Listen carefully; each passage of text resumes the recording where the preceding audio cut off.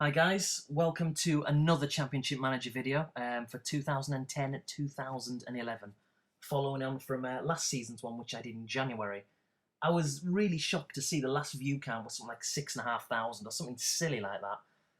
I mean, I knew the game had a very good cult following, but I didn't quite know it was going to garner that many views. So yeah, I'd like to thank everyone for their comments, for people who have sent PMs and what have you, and yeah, it's nice to see fellow fans out there. So this is a version for, like I say, this season. It's pretty much finished. I've done all the leagues, all the players, all the teams, etc. Now, I guess the trouble is with something like this, with football, it's ever changing on a daily basis. So staying and keeping up to date 100% is always going to be tricky, nigh on impossible. So if you get round to playing this file, and as a player here and there who's at the wrong club or he's moved, I mean, you're just gonna have to accept that's gonna be the way it is. But generally speaking, I can pretty much, I think it's safe to assume that there isn't going to be anyone in the entire world who has got a more up to date version than this. Um, because I've really gone to town on it. It's pretty accurate. In saying that, it is accurate, but you have to bear in mind it's an old game. It came out in 1997, and as such, things like transfer valuation fees are a little bit, dare I say, unrealistic. Someone like Lionel Messi in real life, you're looking at maybe, I don't know what, 50, 60, 70, 80 million, maybe more. In the game, you're not really going to be paying any more than, say, 14, 15, 16 million. Occasionally, it might go beyond that, but generally speaking, that's kind of the limit. Also, sometimes transfer fees are kind of randomly generated. So, as a result, sometimes what you see, particularly for lower league players, sometimes their valuations seem a little bit unreal. But again, like I say, it's you have to bear in mind it's an old game, and it doesn't really spoil the enjoyment. Now, I guess carrying on from being real and realistic. Again, the games from 1997, things like the Cup Winners' Cup doesn't exist anymore, obviously in real life, but in the game it's still in there. The UEFA Cup doesn't exist; it's been replaced by the Europa League, but in the game it's the UEFA Cup, and little things like that. Now, to me, I'm a bit of a hardcore traditionalist football fan, and if it doesn't really bother me, it's probably not going to really bother you. That's the way I kind of look at it. But you do have to bear in mind it technically is kind of a little bit out of date. But what keeps it fresh is the updated player statistics and data. Obviously, playing with like Blackpool in the Premier League and having millions and millions to spend at Manchester City, it makes it realistic. Um, Now, someone left a comment a while ago on, well, I say a while, about 2 or 3 weeks back on my last video for Championship Manager in January, and I felt it was a little bit unfair because they said this version's like unrealistic and it's not as good as Football Manager 2010 or 2011, I guess, which is out now or just about to come out. And well, what do you expect? Of course it's not, because you're dealing with a game from 1997. So I felt that was a bit of a stupid comment, really. Although it's kind of factually correct, there's no point saying it because it was obvious. Um, so this video really, if you've never played Championship Manager 97, 98 or Championship Manager 2 before, I don't really think you're going to like this, and you probably will complain about it because it doesn't have all the up-to-date competitions and team names and all that kind of competition names. But if you're a fan of the original series like I am, that's the kind of target audience, I guess, that this game is going to be for. And I think you'll like it. I can't see why you wouldn't like it. Like I say, if you can turn a blind eye to the fact that the Cup Winners' Cup, UEFA Cup, and that kind of thing is in there.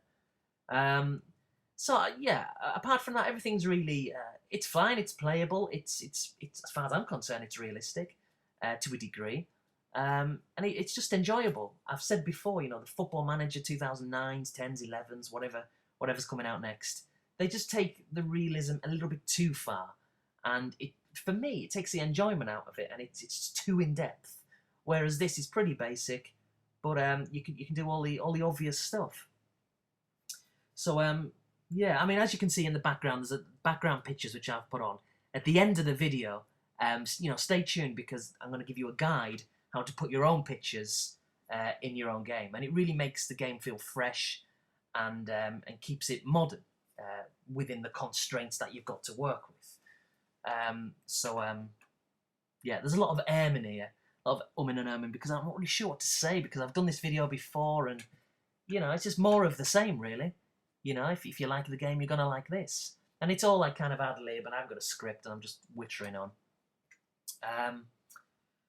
So yeah, that's my only real complaint, or the only real complaint I think people will have is the fact that the Cup Winners' Cup and the UEFA Cup are in the game. But there's nothing you can do about that. It still plays a good game. It's still pretty realistic. Now, I do recommend when starting a game, you're given two options: an 8 megabit game for one league, or a 3 megabit game for up to 3 leagues running concurrently. I always recommend running the 3-leagued version, always. Because that way there's more players to choose from, more teams to play against, even if it's just arranging friendlies and stuff. And it makes it that little bit more realistic. So that's my recommendation. Start a 16 megabit game with 3 leagues running. Even if you've no interest in managing in any of the other leagues, you just want to manage in one, just at least have 3 leagues running, because the choice is much more vast. And it just adds to the experience. Do you know what? I really should have wrote down some things to say, because there was a stack of things I was going to mention. I think I've pretty much covered them, really. Let's just have a look, see if anything comes up here as I'm watching the screens kind of tick by. Oh yeah, I guess I could mention that when it comes to statistics, like everyone's marked out of 20, shooting like 15, 18, whatever out of 20. Not all of them have been populated, so sometimes the computer will automatically generate a figure for them. So it's not necessary to presume that if someone's got 12 out of 20 that they're awful, because their in-game stats might be good, like their hidden attributes. But like I say, you can always go back into the actual editor itself, and you can change statistics if you like, for the stats for players, put 20 out of 20, etc. But I mean, generally all the big name players are kind of done and relatively accurate. So that's nothing really to worry about.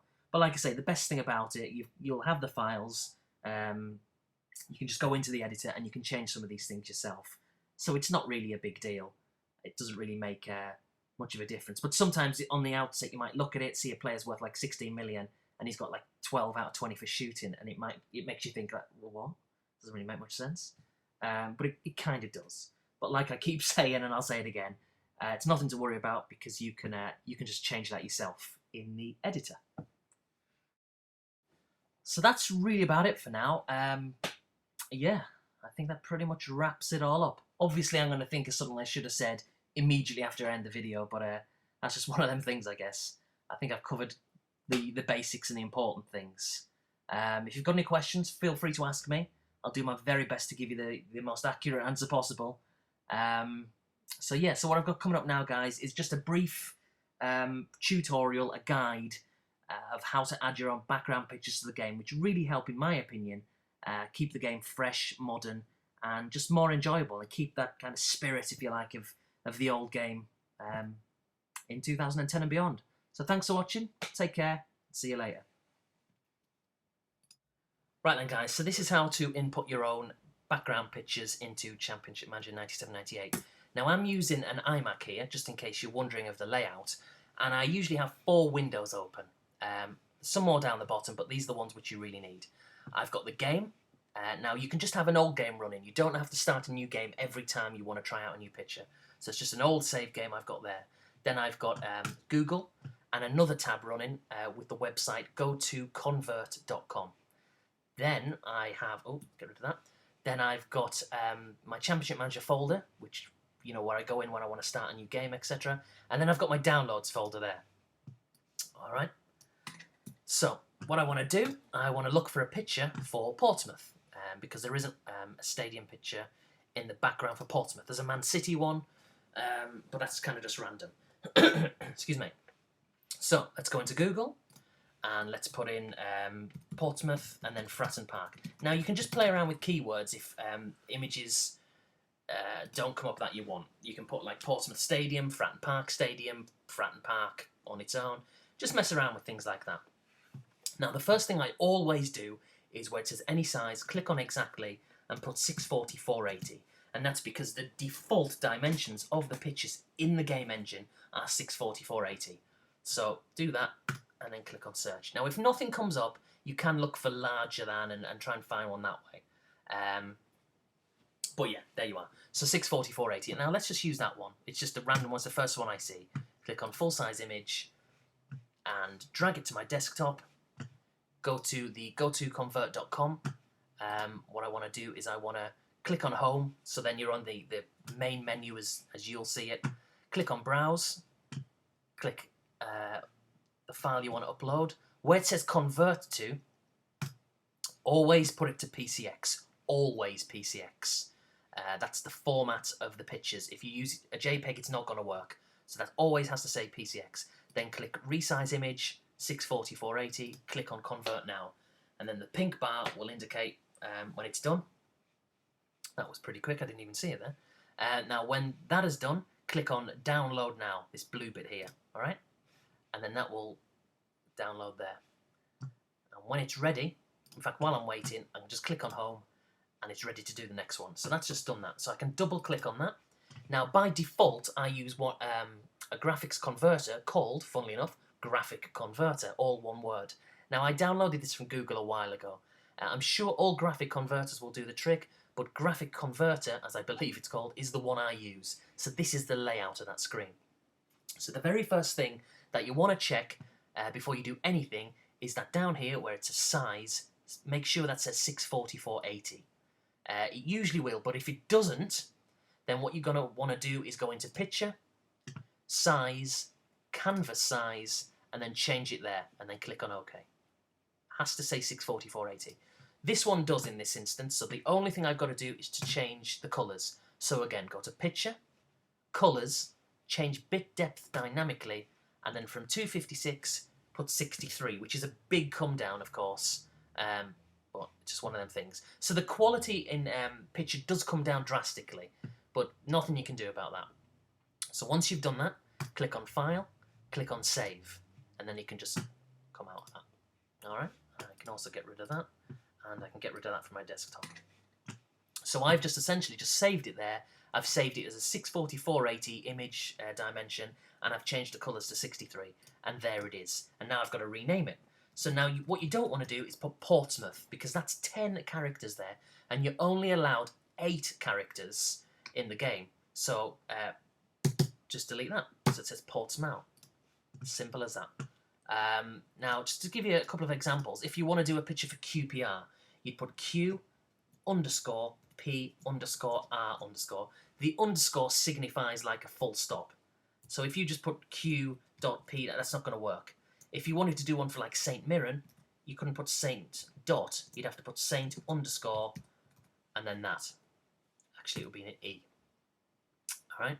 Because that's 8 characters. If you put an N on the end, it wouldn't work. It has to be 8 characters. At least 8 characters. If you want to do like Man City, Man City. Alright? Simple as that. So like I say, this one's for Portsmouth. So I have to do that because it's only 8 characters. So I've renamed it. It's in my Downloads folder. And I'm just simply going to drag it to my Championship Manager folder there. And then I go into a game which is already open. And there it is in the background. Quality's not great, but it's not too bad. Now, sometimes, like I say, the quality is bad. The colours might be all greyed out. It might be all, just mixed in. It might look a mess. If that's the case, then just go back into Google and look for another image until you're happy. So there you go. That's how you do it. It's as simple as that. It makes the game look really fresh and modern, and it works. So any questions, give me a shout. Good luck. See you later. Wow, good timing.